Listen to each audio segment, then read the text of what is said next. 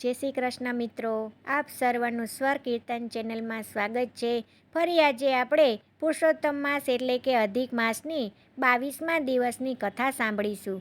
આજની કથા છે સ્નાનનું ફળ.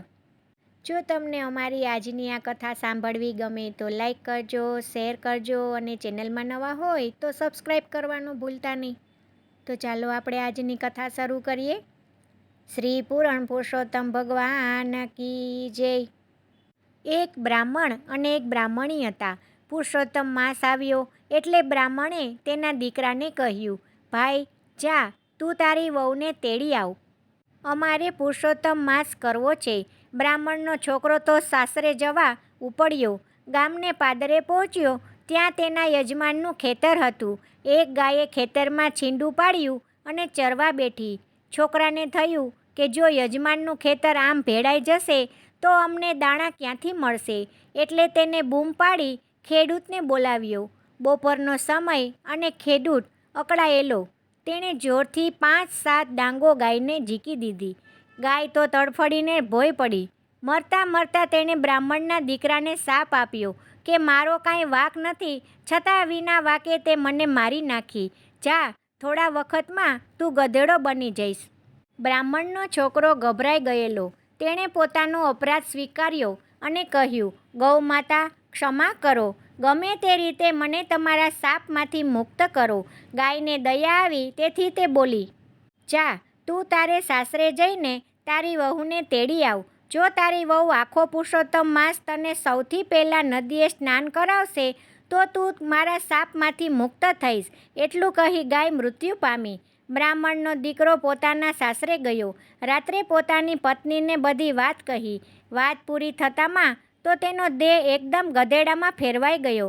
બ્રાહ્મણની દીકરી તો પોતાના મા બાપને સમજાવી ગધેડાને દોડી તેના સાસરે આવી. ત્યાં તેણે સાસુ સસરાને બધી વાત કરી. સાસુ સસરા તો શોકમાં ડૂબી ગયા. વહુને મનમાં પ્રભુ ઉપર વિશ્વાસ અને વચનમાં શ્રદ્ધા હતી. એ સવારે સૌથી વહેલી ઉઠે અને ગધેડાને કાંઠે લઈ જઈ નવડાવે અને પ્રભુ ભજન કરતી ઘરે આવે. અહીંના રાજાની રાણીઓ પણ પુરુષોત્તમ માસનું વ્રત કરે. સવારે વહેલી નદી કાંઠે નાહવા આવે, પણ જ્યારે જુએ ત્યારે નદીમાં કોઈ દિવસ ચોખ્ખું પાણી હોતું જ નથી. રાજાએ રાત્રે ચોકિયાત મૂક્યા. ચોકિયાતોએ જોયું તો વહેલી પરોઢિયે એક બ્રાહ્મણી આવી અને ગધેડાને નવડાવે. ચોકિયાઓએ રાજાને વાત કરી. રાજાએ કહ્યું, જાઓ, આજે એ ગધેડો લઈને આવે તો ગધેડાને અહીં ખેંચી લાવો અને બાંધી દો. રાજાની આજ્ઞાથી ચોકિયાતો વહેલી સવારે નદી કાંઠે ગયા. બ્રાહ્મણી ગધેડાને નવડાવવા લાવી એટલે તેની પાસેથી ગધેડાને પડાવી લીધો અને રાજમહેલે લઈ ગયા. બ્રાહ્મણી તો રોતી કલ્પાંત કરતી રાજમહેલે ગઈ અને માથું પછાડી હૈયાફાટ રુદન કરવા લાગી. રાજા આશ્ચર્યમાં ડૂબ્યો. તેણે પૂછ્યું, બહેન, તું આ એક ગધેડા માટે આટલું બધું રુદન કેમ કરે છે? મહારાજ, એ વાત હું પુરુષોત્તમ માસ પૂરો થયે જ કહીશ. હમણાં મને મારો ગધેડો પાછો આપો. રાજા સમજુ હતો.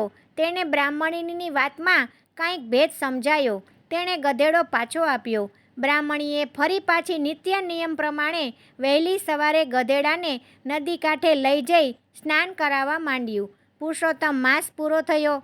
બ્રાહ્મણીએ ભગવાનને ઘીનો દીવો કર્યો અને પ્રાર્થના કરી, હે પ્રભુ, હે ગૌ માતા, મેં મારા પતિની સાચા મનથી સેવા કરી હોય તો મારા પતિને શાપમાંથી મુક્ત કરો. એટલું કહેતામાં તો ગધેડો તેના પતિના રૂપમાં ફેરવાઈ ગયો. આખું ગામ વિસ્મયમાં પડ્યું. આ વાત રાજાના જાણવામાં આવી. સૌએ મુક્ત કંઠે બ્રાહ્મણીની પતિ સેવા અને ધર્મ ભાવનાના વખાણ કર્યા. જય પુરુષોત્તમ ભગવાન. જેવા બ્રાહ્મણીને ફળ્યા તેવા સૌને ફળજો. પુરુષોત્તમ માસની 22મી કથાનો 22મો અધ્યાય. વ્રતના નિયમો.